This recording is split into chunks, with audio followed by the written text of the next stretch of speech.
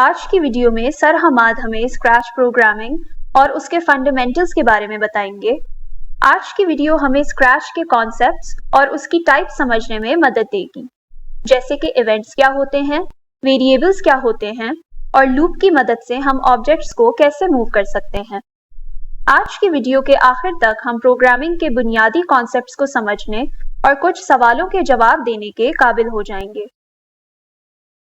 Sir Hammad class में आते हैं, जो कि कंप्यूटर साइंस की क्लास है, और आकर बच्चों से स्क्रैच प्रोग्रामिंग के कॉन्सेप्ट्स के हवाले से दरियाफ्त करते हैं। एक्सक्यूज मी सर, ये स्क्रैच कंस्ट्रक्ट्स क्या होते हैं? ये एक खास फीचर होता है जो कि हमारे प्रोजेक्ट के फ्लो को कंट्रोल करता है और इसके साथ हमारे प्रोजेक्ट के बिहेवियर को मैनेज भी करता है। हम इनको प्री डिफाइंड ब्लॉक्स के तौर पर भी इस्तेमाल कर सकते हैं। सर, ये हमारी मदद कैसे करते हैं? ये हमें एक विजुअल और दिलचस्प तरीका फराहम करते हैं, जिसकी मदद से हमारे लिए कोडिंग आसान हो जाती है।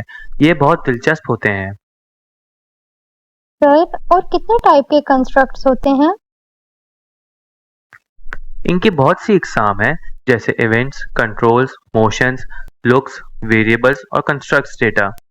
लेकिन इस वक्त हम बस events, moving an object with a loop और वेरिएबल्स पर गौर करेंगे। क्या तुम्हें मालूम है कि इवेंट्स क्या होते हैं? सर, इवेंट्स में तो पार्टीज और गैदरिंग्स वगैरह आती हैं।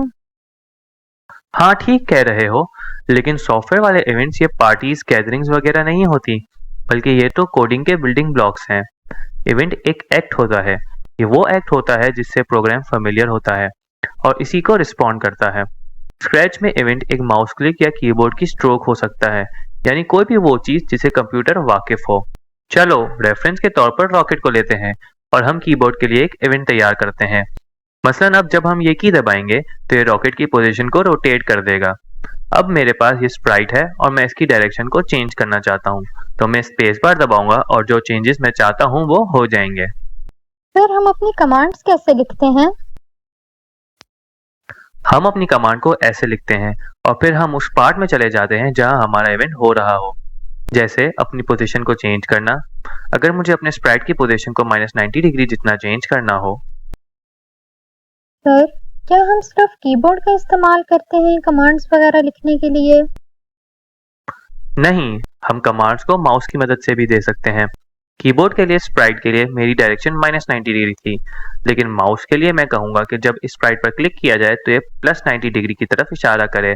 यूं तस्वीर अपनी असल जगह पर वापस आ जाएगी। सर, जब हम किसी मोशन या लूप ब्लॉक में होते हैं तो साइडवेज डायरेक्शन क्या होती हैं? शुरू में जब हम लूप इस्तेमाल कर रहे होते हैं तो हमें मालूम होता है कि हमारा अमल बार बार किया जाता है। इस मंजर या सिनेरियो में रॉकेट स्प्राइट इस लूप में इतनी बार हरकत करता है जितनी बार लूप को हरकत करने के लिए कहा गया हो। अगर ये 10 गुना है तो लूप 10 बार दोहराती है। अब जब हम लूप के अंदर हो तो ग्लाइड कमांड या गोटू कमांड का इस्तेमाल करने की बजाय हम इस अमल के लिए सिर्फ एक इवेंट बनाएंगे। मिसाल के तौर पर मैं कहता हूँ 10 दोहराएं, 10 कदम बढ़ाएं, 1 सेकंड इंतजार करें। ये आखिरी जुमला जहां मैं 1 सेकंड इंतजार करने का हुक्म देता हूँ, ये एक्शंस में ताखीर है और ये कमांड पर अमल करने और फौरन बाद जगह पर चले जाएगा। एक्शंस की वजह से मैं कैसे कंप्यूटर से मदद ले सकती हूँ? वो सबक या ट्यूटोरियल्स याद हैं जिनका मैंने पहले जिक्र किया था?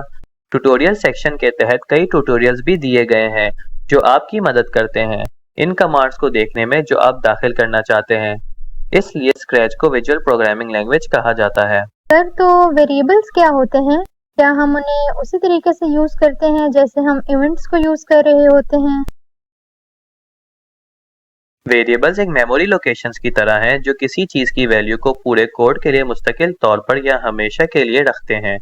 वेरिएबल्स और डेटा कंस्ट्रक्ट्स आपको वेरिएबल्स बनाने और फिर उनकी वैल्यू को सेट करने और ब्लॉक्स का इस्तेमाल करते हुए अपनी पसंद के मुताबिक जोड़ तोड़ करने की इजाजत देते हैं। सर, तो हम उन्हें कैसे यूज करते हैं? और सर, मेमोरी एलोकेशन क्या होता है? प्रोग्रामिंग में मेमोरी एलोकेशन करने से मुराद डेटा स्ट्रक्चर्स, वेरिएबल्स और अशिया को जमा करने के लिए मेमोरी की जगह बनाने और इंतजाम करने का अमल है। निचली सतह की प्रोग्रामिंग में ये जरूरी है क्योंकि कुछ वाकयात या इवेंट्स की बुनियाद पर चलते हुए डेटा तब्दील हो सकता है।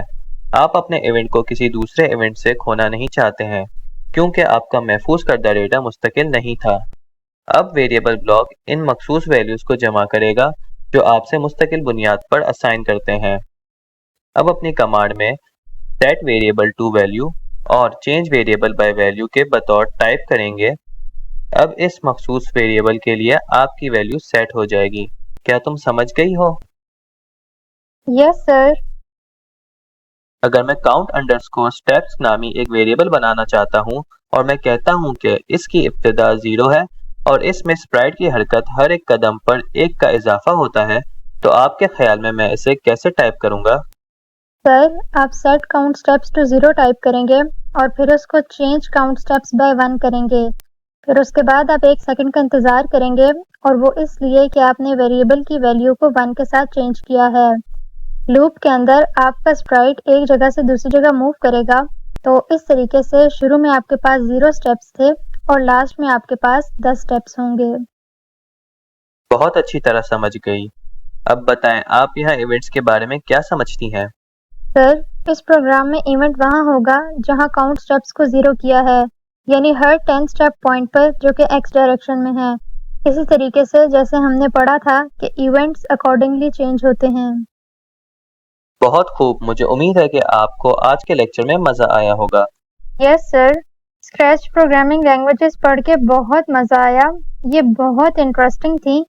मैं घर जाकर सारे स्क्रैच टूल्स को अप्लाई करूंगी। हाँ, आपको ज़रूर करना चाहिए।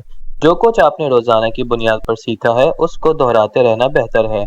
अब आइए इन कॉन्सेप्ट्स को याद करने के लिए एक पुरलुत्फ एक्टिविटी करते हैं और इनको इस काम में लागू करते हैं जो हम आखिरी में करेंगे। याद करने के लिए मैं आपसे चंद सवाल पूछूंगा।